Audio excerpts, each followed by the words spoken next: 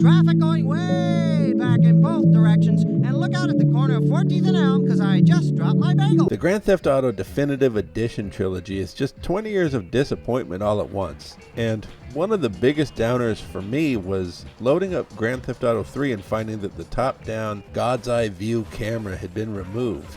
If you ask me, this wasn't just a quaint holdover from the earlier titles. The top-down camera is integral to the themes of Grand Theft Auto, with Dan Houser stating that the original game was based on watching too many American movies and watching all that overhead helicopter chase footage, which was the only camera we could use due to the limitations on the old hardware.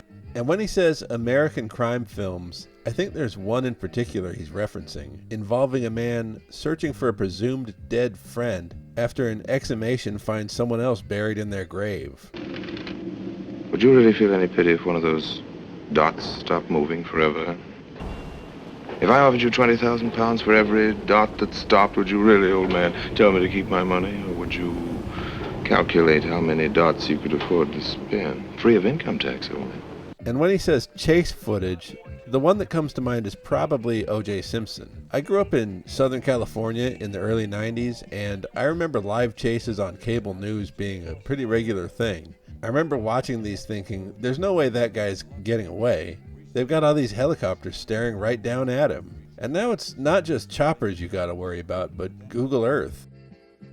This wasn't a murder scene, by the way. You've seen it passed around as such, but it doesn't take a brain surgeon to figure out that someone's dog went for a swim and trailed some water behind him. But it's not hard to turn up examples of satellite images being used to charge, say, pot farmers or tax evaders not claiming the pools in their backyards. A number of missing person cases have been solved as well, thanks to satellite images being used to spot submerged cars. While the reality of satellite-based crime solving isn't as exciting as certain viral photos might suggest, the fact remains that we have arrived at the dystopian cyberpunk hellscape we were warned of.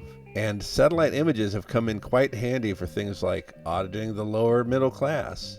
Anyway, the top-down camera in the early Grand Theft Auto games wasn't just a creative decision. It had to do with technological limitations as well. But I think it's telling that they made no attempt to cheat the camera. That is, most top-down games from the 90s aren't really top-down. They're presented in like an isometric 45-degree perspective. So in a game like Earthbound or Chrono Trigger, you're looking at the fronts of buildings and you're looking at people's faces. In Grand Theft Auto 1 and 2, you're looking at roofs and you're looking at the tops of people's heads.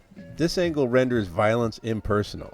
It reduces some of the most gruesome acts of destruction to a bullet-pointed list of events. What's that quote about one guy dying is a tragedy, but a million is a statistic? So this may seem like a very minor thing, but if you ask me what one feature I would like to see brought back for Grand Theft Auto 6, I want a top-down camera option. I know that almost nobody would bother using it. I just think it'd be thematically significant. If you liked this video, don't forget to like and subscribe.